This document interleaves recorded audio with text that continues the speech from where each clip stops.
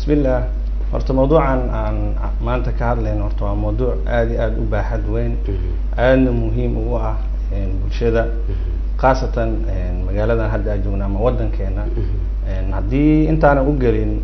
howlgabka wadnaha waxaan wax yar horta rabaa inaan ka hadlo horta muxuu qabtaa wadnaha shaqadiisa guud ahaan. horta wadnaha waa xubin ama organ oo muhiim u ah jirka shaqadeeda guud ahaan waxay tahay inay jirka guud ahaan gaarsiiso dhiigga iyo oxygenka isla socda iyo nafaqada. waxaa kaloo ayada shaqadeeda ay tahay jirka markuu soo isticmaalo dhiigga wasaqaysan in dib loogu soo celiyo wadnaha khaasatan dhanka midigta oo laga soo celiyo. marka usii gudubno howlgabka wadnaha macnaheedu waxay noqonaysaa shaqadii guud oo uu qabanayo wadnaha in qayb ka mid ah uu lumiyo ama hoos u dhac uu ku imaado. qaybtaas waxay noqon kartaa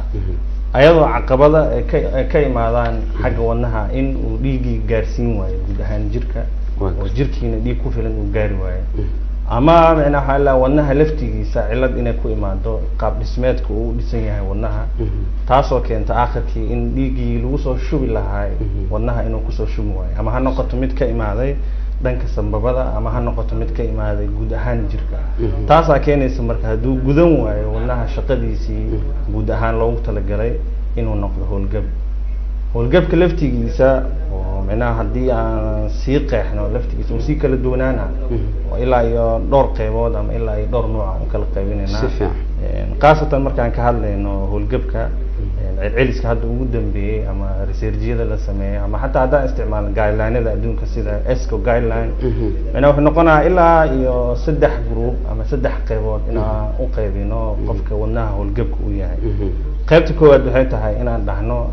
howlgab wadnaha ay yaraato shaqadiisa anagoo markaas isticmaalayno ama ku base garaynayno guideline-ka echocardiograph anagoo isticmaalayno shaqadii wadnaha inay aad u hooseyso oo percentage-kii la rabay dhiiggii inuu dibadda u saaro ay ka hoos marto 40%.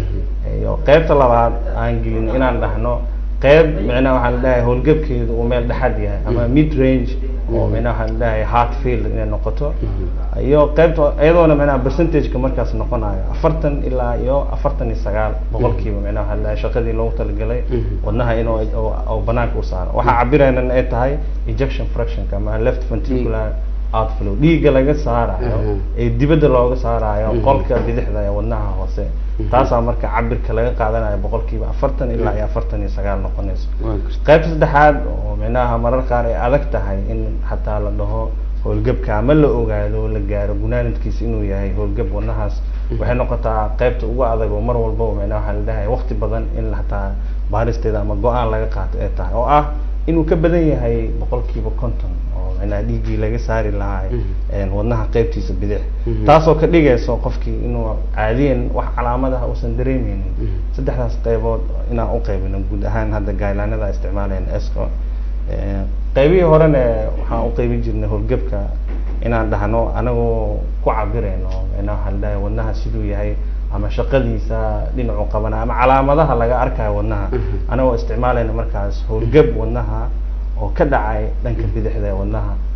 iyo howlgab wadnaha oo ka dhacay dhanka midigta oo ayadana calaamadaha ay soo saarayaan oo ku kala duwanaanayaan, ama inaan dhahno left side heart failure inaan dhahno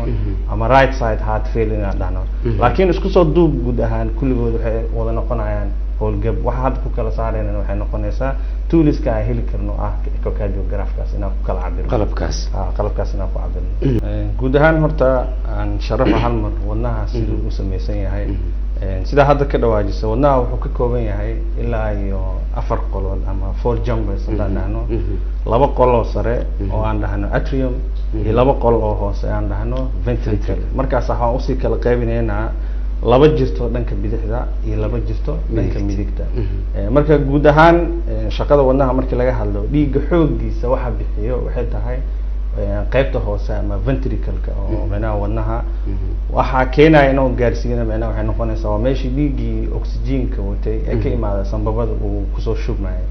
marka muruq ahaan ama qaabku u samaysan yahayna wuu ka dhumac weyn yahay markii loo fiiriyo kan midigta. sababta ugu weyn yaana waxay tahay waxaa looga baahan yahay shaqo inuu gaarsiiyo dhiigga guud ahaan jirka, taasaa keenaysa marka inuu macnaha la ka dhumac weynaado. marka saameynta guud ahaan meesha ugu badan ee saameyso inuu qofkii wadnihii howlgab noqdo waxa ugu badan waxay noqotaa horta left side-ka ama left ventricle maadaama shaqada ugu badan waxa qabanaya ee la rabay dhiigga inuu gaarsiiyo jirka guud ahaan waxay noqonaysaa qaybtaas bidixda ee hoose qolkaas hoose laakiin gudaha markaa usoo galno cilad walba wadnaha ku imaado aakhirkii waxay keeni kartaa inuu wadnihii howlgab noqdo haddaa tusaale kasoo qaadno hadda waxaa ka dhawaajisay valveska oo valveska wuxuu noqonaa afarta qol hadda ka hadalnay carabiyo yaroo u dhaxeeyo carabiyadaas oo kala xiro dhiiggii kor ka imaaday inuu waxaa la diidaa inuu dib ugu laabanin qolkii sare oo waxaa la rabaa hadduu ka imaado qaybtaas sare markuu dhiigga gudbo pressureka hoose ama cufka markuu kor usoo kaco cufkaasa wuxuu keenaa inuu qolalkii ay xirmaan qolalkaas markay xirmaanna macnaha wuxuu sida caadiyan qofka markuu fiican yahay aysan wax cilad aysan jirin wuxuu u diidaa dhiiggaas inuu dib ugu laabto marka taasaa sahlaysa marka murqii oo macnaha waxaa la dhahay dhumiciisii weynaa inuu hal mar isku soo aruuro dhiiggiina oo dibadda uga saaro oo jirkiina guud ahaan ku gaaro haddii ay dhacdo cilad ah ama labadaas qol ha noqoto kuwa bidixda ama kuwa midigta ha noqoto xoog sii saarno kan bidixda dhiiggii ka imaan lahaa qolka sare haddii ay dhacdo in valveskii ama carabiyadii u dhaxeeyey qaybtii loogu talagalo ilaahay u sameeyey haddii macnaha waxaa la dhahay cabirkoodii ay kasoo yaraadaan isku soo aruuraan ama ay isku dhegaan cudurro ku dhacay ha noqoto ama macnaha waxaa la dhahay qofku wuxuu ku dhasha ha noqdaan waxaa imaanaysa markaas meeshii uu dhiigga mari lahaa inuu cadaadis ka imaado dhiiggii loogu talagalana macnaha oo dhiiggiina markaas xooggiisii uu ku aruuro qaybta sare valveska oo atriumka uu joogo uuna gaari waayo dhiig ku filan macnaha waxaa la dhahay qaybta hoose taasna waxay tahay iyada laftigeeda qayb ka mid ah macnaha waxaa la wadnihii inuu howlgab noqdo maadaama qaybta hoose aysan gaaraynin dhiig ku filan dhiiggaasoo la rabay inay jirka gaaro hadhowd waxaa dhacayso dhiigga yar ee ku shubma meeshaas inuu sii tuuro macnaha waxaa la dhahay ventricalkii ama qolkii hoose murqihii ee tuuraan dhiiggaasna kuma filnaanayo in guud ahaan jirkii lagu waraabiyo taasaa marka waxay tahay qayb ka mid ah macnaha waxaa la dhahay heart failure ama aan dhahno diastolic dysfunction aan dhahno markii aan isticmaalno ereyga terminology-ga dhanka kale haddii valveskii markaan maruu cadaadis ama isku aruuro noqday haddii valveskii oo macnaha sina carabkii la rabay inuu xirmo uu awoodi waayo inuu xirmo ayadana macnaha waxaa uu dabac ku imaado ayadana waxaa sahlanaanayso dhiiggii la rabay in laga tuuro qolkii hoose ee dibadda loo saaro ayadana macnaha waxaa la meeshuu aadi lahaay qoorta macnaha lama hayootaha uu aadi lahaay wadnaha inuu dib ugu soo laabto hadhoodii qolkii sare ayadana waxay keenaysaa intii la rabay dhiig in dibadda loo saaro qaar kamid ah inay gadaal ugu soo noqdaan ayadana waxay keenaysaa qayb kamid ah akhirkii macnaha waxaa la inuu wadnihii howlgab noqdo ama systolic dysfunction ay noqoto intaas ba wadnaha noqonaysaa dhanka midigtana si lamid ay noqonaysaa iyadana inta hadda inta ka dhacday si lamid ah iyadana macnaha saameyn ku saameynaysa maadaama dhiigga soo aruurayo haddii uu awoodi waayo dhiiggaas inuu sidii la rabo ugu soo shubmo qolalka hoose ama cadaadis ha imaado ama dib ha ugu noqdo ayagana waxay sii saameyn doonaan guud ahaan jirka taasaa keenaysa hadhoodii markaan ka hadalno calaamadaha qaar arki doonaba qofkii in qoortii macnaha ay muuqdaan xididadii jirkii macnaha waxaa la barar uu galo lugihii barar uu galo ayadana waa gaarayna dhiiggaas ku xirmay dhiiggaas aanan imaanaynin oo macnaha pressureka hoose uu ka badan yahay jirka taasaa keenaysa marka maadaama pressurekaas wadnaha qaybta hoose uu ka sareeyo kan jirka inuusan cufkaas ka sareeyo dartiisa uusan dhiig kusoo shubi karin waxaa loo baahan yahay markii dhiig meel lagu shubayo in cufka ku jira meeshaas cuf ka sareeya in la gaarsiiyo markaasoo kadib dhiigga laga qaadi karaa ayadana waxay noqonaysaa markaas right side heart failure oo waxa ugu badan calaamadaha aragno waa tahay doctor marka xidido waxaa jira muhiim u ah wadnaha inuu dhiig wareejiyo haddana waxaa sii jirta isla xididada in xanuuna ku dhacaan su-aale ahaan haddii aan soo qaato xididkan la yidhaahdo coronary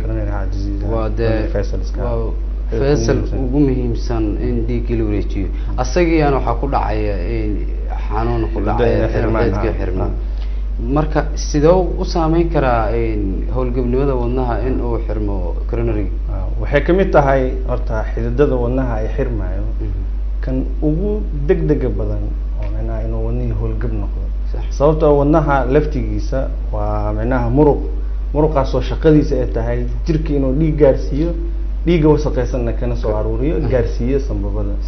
haddii laftigiisii wuxuu u baahan yahay wuxuu leeyahay xidido mar allaala markuu dhiigga dib u saaro macnaha la qoorta wadnaha ama aortaha laftigiisa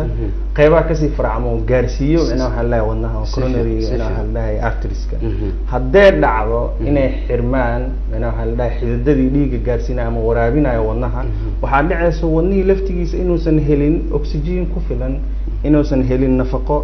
sidaas darteed waa dhimanaya macnaha la murqihiisa taasaa keenaysa marka xanuunka ugu badan ee la dareemo ama macnaha la feeraha xanuuna ama just pain qofka uu dareemo ayadaana ka dhigayso marka wadnihii inuu howlgab noqdo wadnihiina hadduu heli waayo dhiig ku filan waxaa meesha ka baxaya shaqadii ahayd inuu isku soo aruuro murqaha oo dhiigga bixiyo sidaasna wuxuu ku noqonayaa howlgab oo degdeg ah waxaana lagu qasbanaanaya markaas sida ugu dhaqsiyaha badan in xididadaas la furo haddii kale wadnaha xaaladiisa waxaa laga yaabaa inuu markaas uu shoog ahaan u dhinto qofkaas waa tahay doctor marka sida markaan soo koobno sidee ayuu wadnaha shaqadiisa u yaraan kartaa marka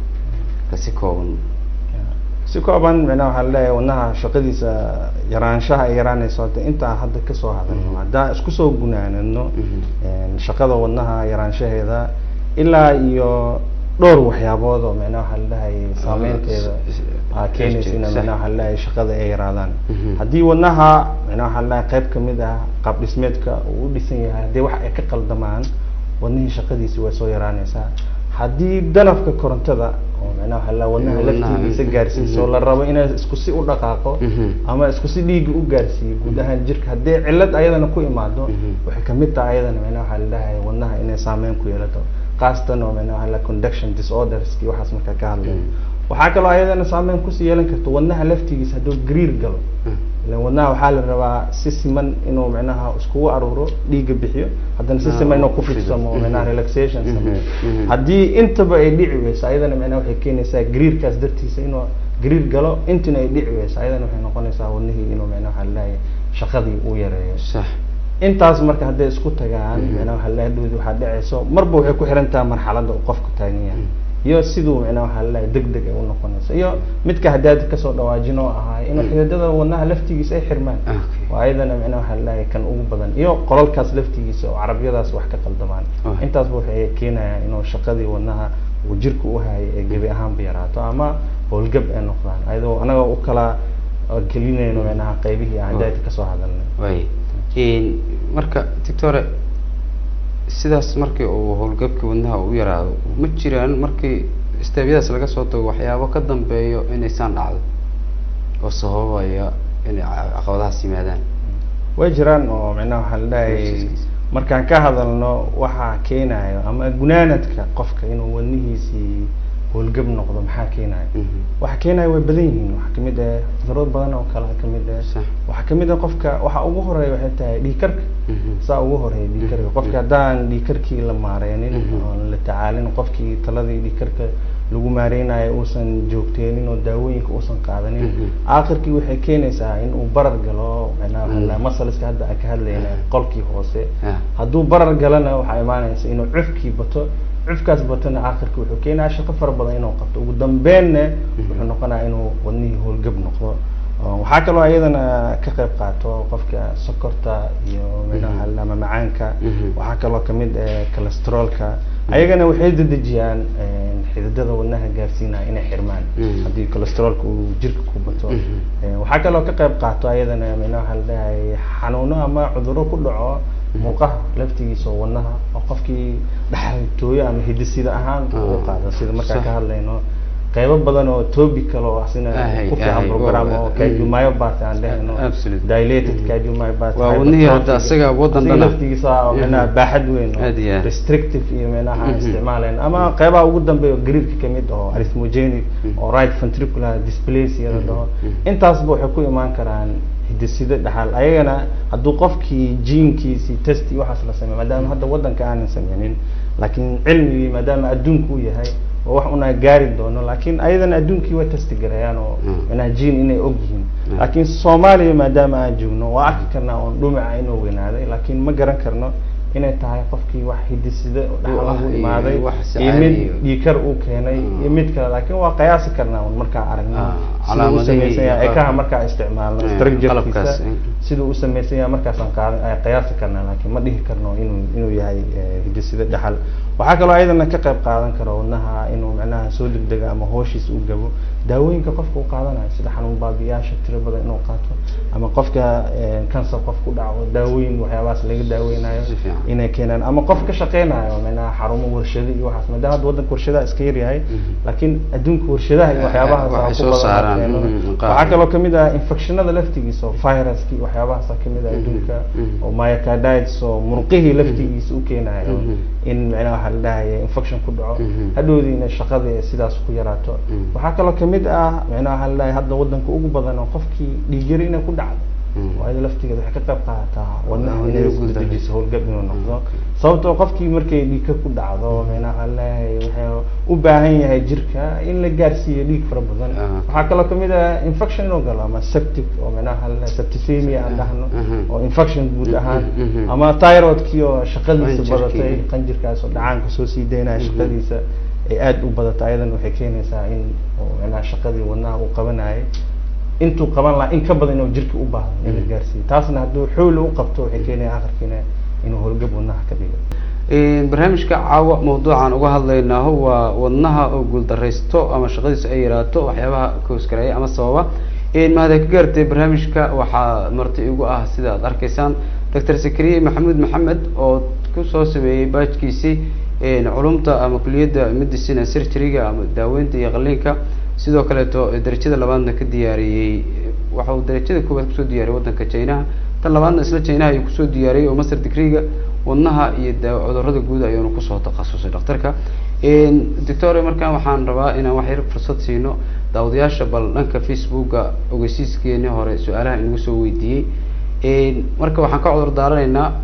su-aasha haddii doctor ay noqoto mid adiga inaad ka jawaabtid ay okay tahayna waad ka jawaabi karaysaa haddii aysan mawduuca ku saabsanayna go-aankaada iska leh qofka ugu horreeya marka waxa uu leeyahay Farxiye Geedi qof gabar lagu magacaabo waaye doctor waan ku salaamay ayay leedahay doctor waxaan qabaa ayay leedahay xanuunka qanjirka hormoonka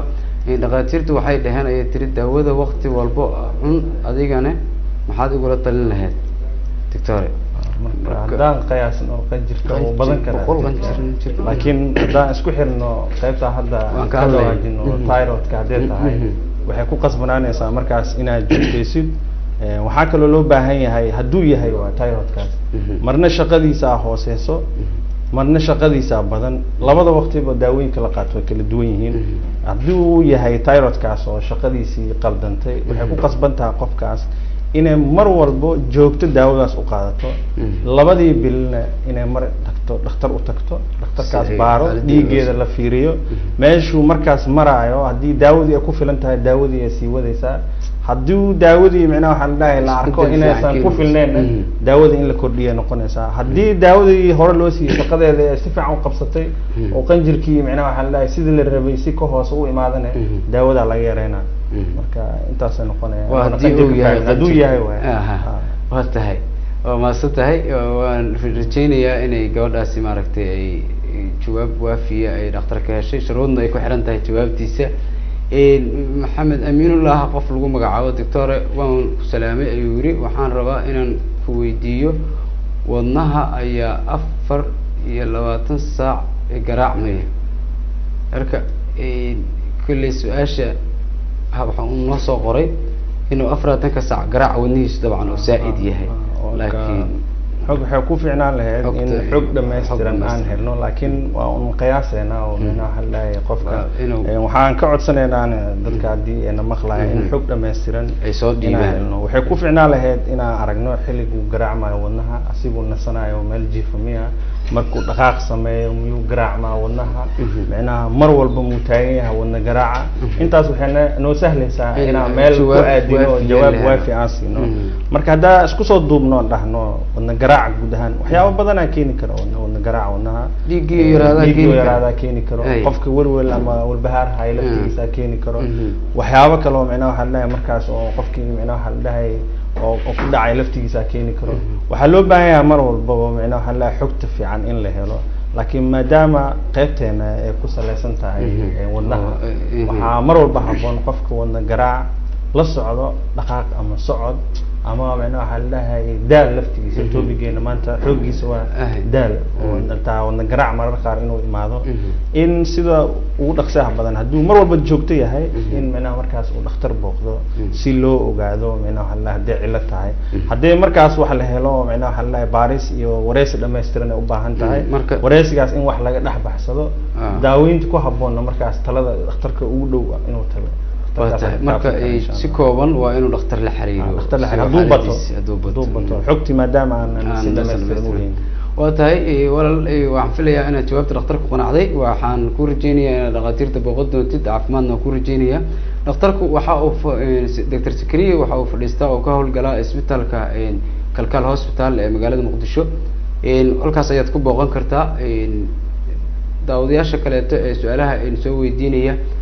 qadadka telefoonada soo wacay ayaan goor jaleeci doonaa markaan doctor haddii aan sii eego dadka qoraalka inoo soo diray waxa uu leeyahay gabadhan waxay leedahay Mariin Aweys lagu magacaabo doctor maxaa keena ay leedahay xidido xirmo ama dhiigga oo xinjirooba marka waa dabcan mawduuca dhiigga xinjirowga macnaha waxa la leeyahay ama mawduuc weyn uu noqonaa laakiin haddaan ku saleyno wadnaha mawduuceen uu ka baxsan yahay laakiin wax yar macnaha waxa la leeyahay waa taabaneynaa waxa ugu badan ee keeno xididada macnaha inay xirmaan anoo ku saleynayna isla wadnaha waxa keeni karo waxay tahay waxa ugu badan waxay tahay sokorta dhiig karka waxyaabahaas ugu badan iyo cholesterolka siibo cholesterolkaas laftigiisa inuu isku aruuro ama isku dhego dhiigaas awadhoodii xididada laftigiisa inay xajiimeyaan xididada kadib macnaha waxa la dhahay ay iska qabsadaan ugu dambeynna ay keento in xididada qayb ka mid ah wadnaha inuu xirmo xididka wadnaha xirmaya laftigiisana wuxuu ku saleysan yahay boqolkiiba inta xirmatay waxaa laga yaabaa boqolkiiba 50 inay xiran tahay qofkii wax xanuuna inuusan dareemin laakiin boqolkiiba 60 markay dhaafto ama boqolkiiba 70 qofkii waxaa laga yaabaa markaas inuu xanuun dareemo wadnaha ama just pain inuu dareemo markaasna waxay noqonaysaa idan toobigyo kale oo toobigeena aan maanta qaybo kala gelino ama aan dhahno angina ama inaan dhahno emergency ahaan hadduu wada xirmana markaas ay noqoto acute coronary syndrome oo emergency ah ama chronic coronary syndrome marka toobigeena ma ahan maanta laakiin intaas waxaan rajeynayaa inay ka kaafiso waxa looga hortagi karana waxay tahay intuusan xirmin ka hor inuu qofka maareen qaato cholesterolka hadduu badan yahay in maareen uu qaato iyo cuntooyinka dufanka leh macnaha la ziyaadada dufanka leh inuu iska yareeyo sokor hadduu qabana sokorta uu maareeyo talada dhakhaatiirta ee siiyaan uu qaato mar walba daawadana uu joogteeyo